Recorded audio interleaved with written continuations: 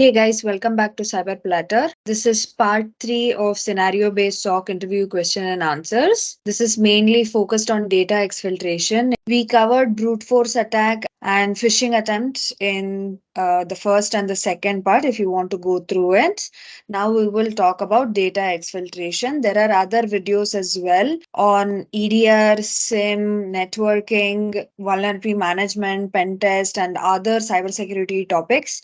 If you want to go through them, I will add the playlist in the description box. So the first question is your organization's DLP system, that is data loss prevention system, has generated an alert indicating potential data exfiltration from an employee's workstation. Describe the steps you would take to investigate this alert. First step is initial analysis, that is to review the DLP alert details, to understand the nature of the alert, including the data involved, the employee's workstation, and any other relevant information. You need to confirm the accuracy of the DLP alert, investigate whether it's a false positive or a genuine incident, look for any anomalies in the alert data. Next is isolation, that is to isolate the employee's workstation from the network to prevent any further data exfiltration or potential malicious activity. Ensure that the employee is aware of this action. So you need to inform the employee. Next is logs and artifacts. Collect relevant logs and artifacts from these employees' workstation. This may include system logs, network traffic logs, application logs, and any other relevant data sources. Sometimes most of these logs are sent to your SIM system, so you can get the details from there as well.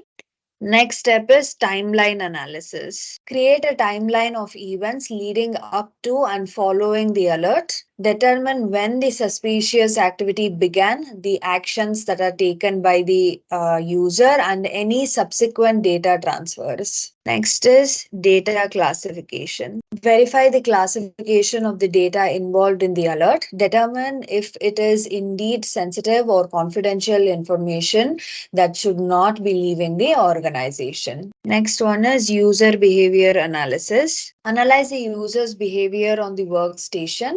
Look for signs of unauthorized access, abnormal activities, or suspicious processes running on the system. Next one, endpoint security analysis. Conduct a thorough examination of the workstation security posture. Check for any signs of malware or unauthorized software installations that might be responsible for the data exfiltration. You can consider looking at the EDR if there is an EDR solution on the endpoint, or your anti-malware or antivirus solutions, or if there is any application control app on the workstation, you can go through them. Next one is network traffic analysis. Review outbound network traffic logs to identify any unusual patterns or destination. Determine if the data was indeed exfiltrated and the destination to which it was sent. Next step is to interview the user. Interview the employee who was using the workstation to gather additional context. Ask about their recent activities and whether they were involved in any data transfers. Next is incident severity assessment. Assess the sensitivity of the incident based on the nature and sensitivity of the data, volume of data exfiltrated, and the potential impact on the organization. Next step is mitigation and containment. Based on the findings, take immediate steps to contain the incident, such as disconnecting the compromised workstation from the network and revoking any relevant access privileges. Next one, notification and reporting. Notify relevant stakeholders such as the IT security team, legal department, and senior management.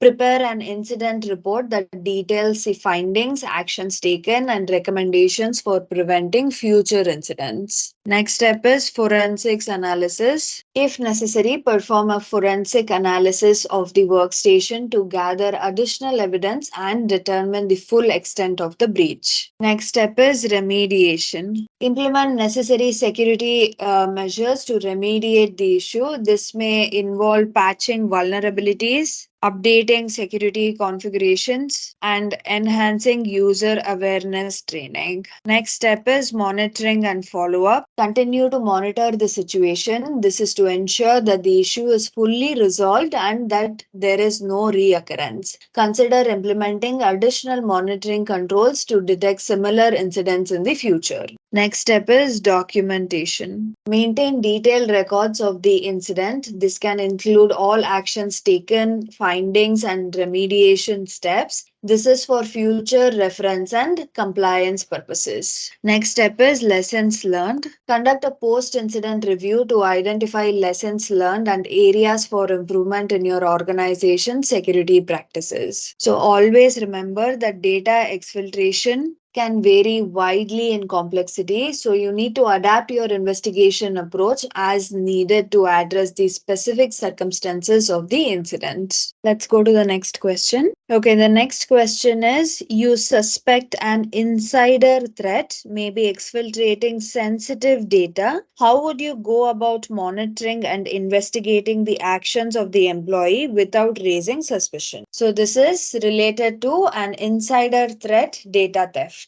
First step, define a plan. Start by outlining a comprehensive investigation plan that includes specific objectives, timelines, and the scope of the investigation. Next is legal and policy compliance. Ensure that your investigation complies with all relevant laws, regulations, and company policies. Consult the legal and HR teams to make sure your actions are within legal boundaries. Next one is to monitor anomalies. Begin by closely monitoring the activities and behavior of the employee, focusing on any anomalies in their work patterns, data access, or communications. Next one is collect evidence discreetly.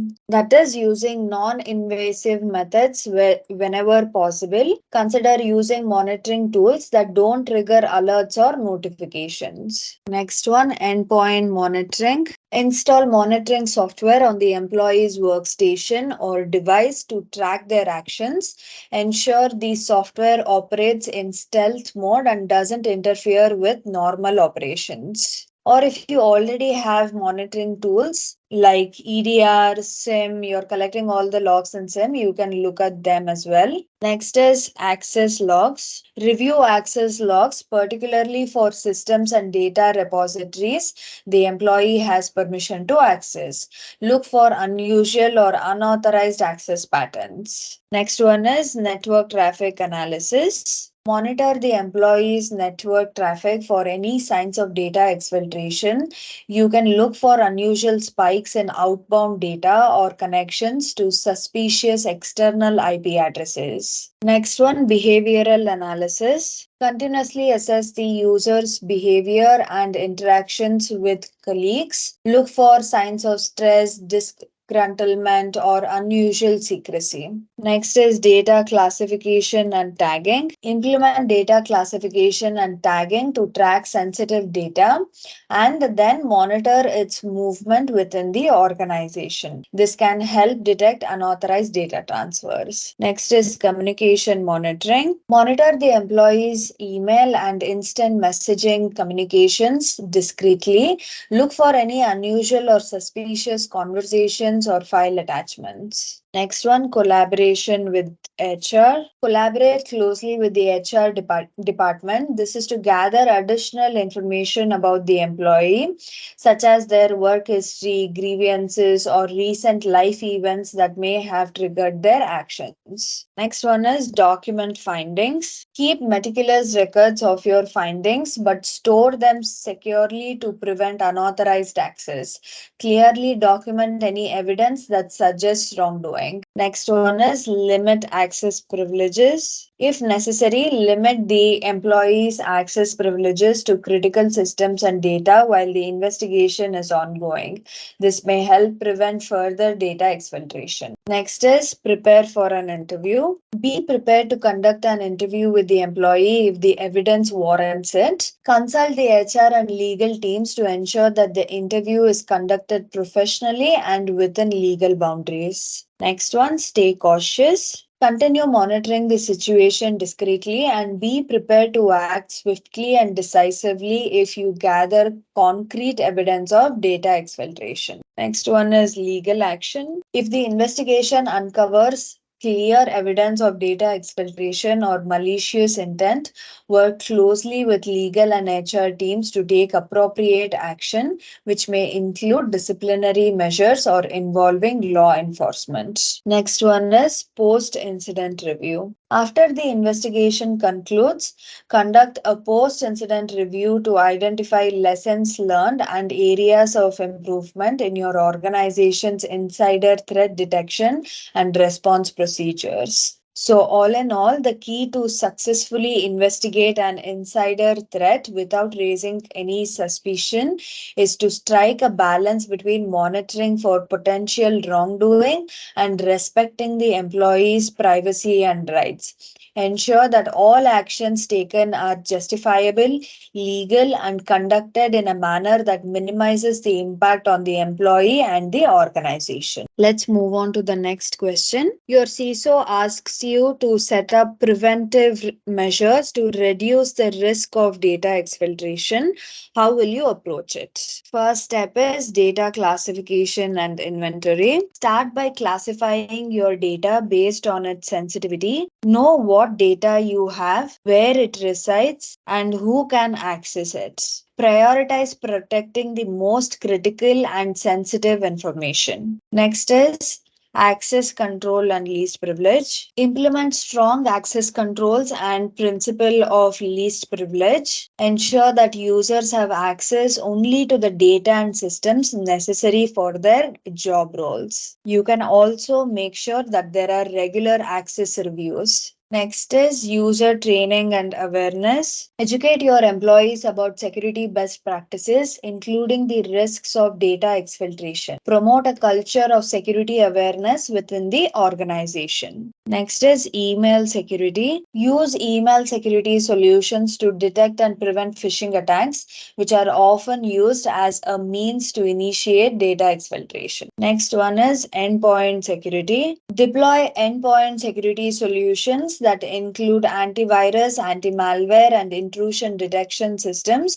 to protect against threats that may lead to data exfiltration. Next one is data loss prevention, DLP. Implement these solutions to monitor and control the movement of sensitive data within and outside the organization. Set policies to detect and block unauthorized data transfers. Next one is network monitoring. Employ network monitoring tools to detect unusual network traffic patterns or connections that may indicate data exfiltration attempts. Next one, encryption. Encrypt sensitive data both in transit and at rest.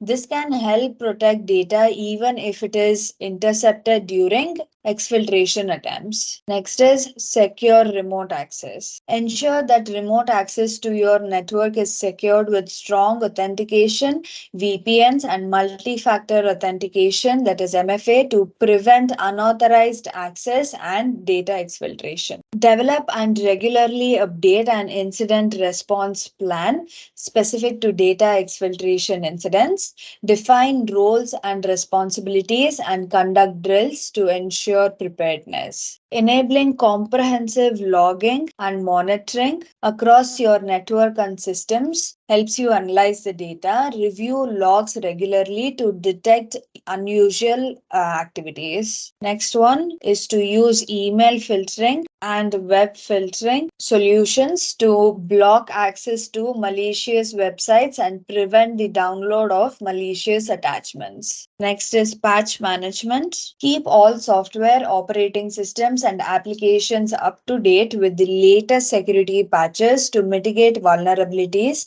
that could be exploited for data exfiltration. Next is insider threat mitigation. Implement user and entity behavior analytics, that is UEBA solutions. This is to monitor for insider threats. Be vigilant about monitoring employees with access to sensitive data. Next one is USB device control. disable USB ports or implement USB device control policies to prevent unauthorized data transfer via removable storage devices. Next one is cloud security. Implement strong cloud security practices, including access controls, encryption, and monitoring to protect data stored in cloud environments. Next is regular security audits and assessments. Conduct regular security audits and penetration tests to identify vulnerabilities that could be exploited for data exfiltration. Next is third party security. Assess the security practices of third party vendors and partners with whom you share data. Ensure they have robust security measures in place. Next one is employee exit procedures. Establish clear procedures for revoking access to data and systems when employees leave the organization. This is to prevent potential data exfiltration by disgruntled former employees. Next is security policies and enforcement. Develop and enforce comprehensive security policies that cover data handling, access, and acceptable use. Regularly review and update these policies. Remember that data exfiltration prevention is an ongoing process that requires continuous vigilance and adaptation to evolving threats. Combine technical solutions with user training and strong policies to create a comprehensive defense against data exfiltration. Let's go to the next question. So, after listening to your recommendations, your CISO or your organization will decide to purchase a DLP solution. So, the question is your organization purchases a DLP solution. What DLP alert rules would you set up? So it's basically asking for some examples of DLP alert rules. You can set up something like credit card detection rules. So it will alert when an email or document contains a sequence of digits that matches a credit card number pattern. For example, regex or predefined patterns. Next is PII detection, that is personally identifiable information. An alert would be triggered when PII, such as social security numbers, driver's license, or passport numbers, are detected in any outgoing communication. Next is confidential document transfer. This is to generate an alert when a user attempts to transfer or share a document marked as confidential to an external email address or cloud storage platform. Next one, unauthorized USB device usage. This is to create an alert when an unauthorized USB device is connected to an endpoint or workstation, especially those containing data storage capabilities. Next one, web content filtering violation. This is to generate an alert when an employee tries to access a website or web content that is prohibited by the organization's web content filtering policy. Next, you can set up alerts for large file transfer. This will get triggered when a user attempts to send or upload a file larger than a specified threshold to an external location. You can give the threshold as say 100 MB. Next is knowledge based alerting. So you can create alerts for specific keywords or phrases that are indicative of sensitive data, trade secrets, or other confidential information. Next is inappropriate language usage. This will get triggered when employees use offensive or inappropriate language in internal or external communications, which may violate the company policies.